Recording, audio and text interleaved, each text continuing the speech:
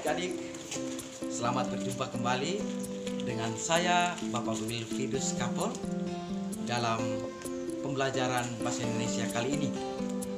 Kali lalu saya dan juga adik-adik di rumah sudah mempelajari bersama tentang ciri teks berita dan juga unsur-unsur yang ada di dalam teks berita.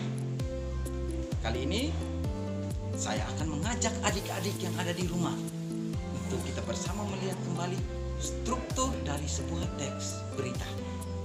Bagaimanakah struktur dari sebuah teks berita? Saya mengajak adik-adik, kita akan melihatnya bersama-sama.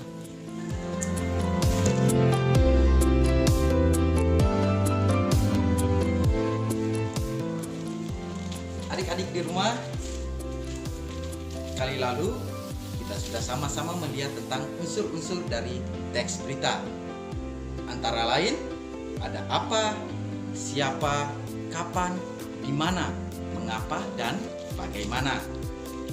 Sekarang, Pak akan mengajak adik-adik di rumah untuk melihat bagaimanakah struktur dari sebuah teks berita. Ingat adik-adik, di dalam teks berita kita kenal ada struktur dan juga ada pola penulisan teks berita. Adik-adik jangan sampai bingung dengan kedua hal ini.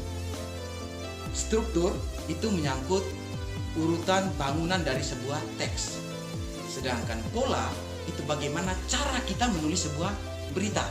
Adik-adik jangan sampai lupa ini. Kali ini Pak akan mengajak adik-adik di rumah untuk bersama kita melihat strukturnya.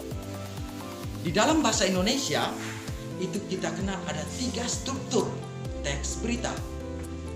Yang pertama ada orientasi, yang kedua isi peristiwa, dan yang ketiga sumber dari sebuah berita.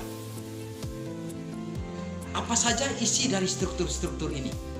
Adik-adik kita lihat dari yang pertama. Yang pertama orientasi berita. Sebuah berita dapat diketahui oleh orang lain kalau yang pertama identitasnya jelas. Seperti adik-adik di rumah, kalau berkenalan dengan orang lain, pasti yang ditanyakan adalah nama, tinggal di mana, dan lain sebagainya. Begitupun di dalam teks berita. Pada bagian orientasi dipaparkan identitas sebuah berita.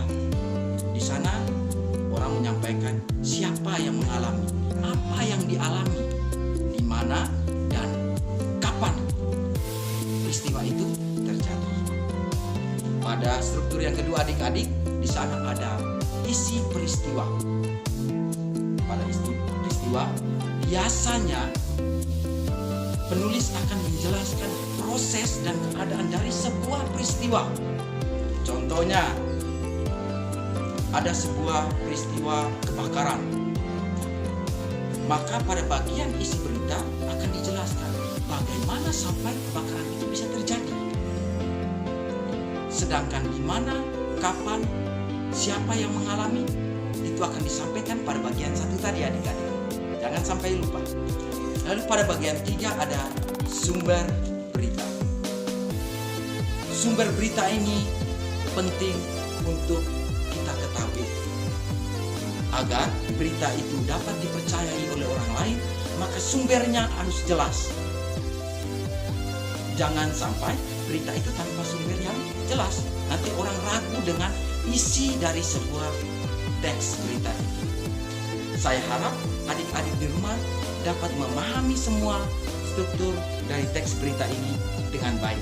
Nanti Pak akan mengajak adik-adik di rumah untuk sama-sama melihat dalam sebuah latihan soal kecil untuk kita sama-sama mendalami struktur dari sebuah teks berita. Ayo adik-adik, kita mengikuti latihan soal.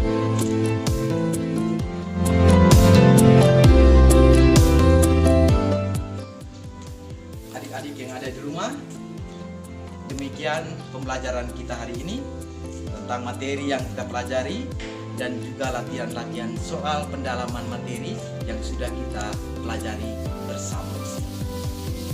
Pada kesempatan mendatang, saya kembali mengajak adik-adik di rumah untuk bersama mempelajari teks berita. yang akan kita dalami nanti adalah kaidah-kaidah atau aturan dari sebuah teks berita. Aturan yang dimaksudkan adalah aturan kebahasaan yang ada di dalam teks berita.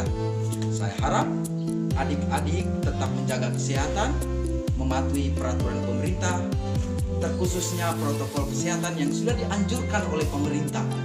Ingat, guru di sekolah adalah orang tua kedua Anda.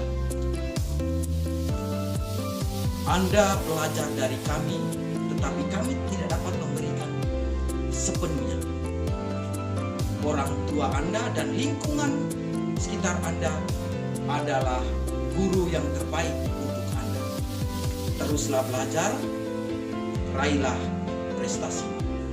Salam literasi.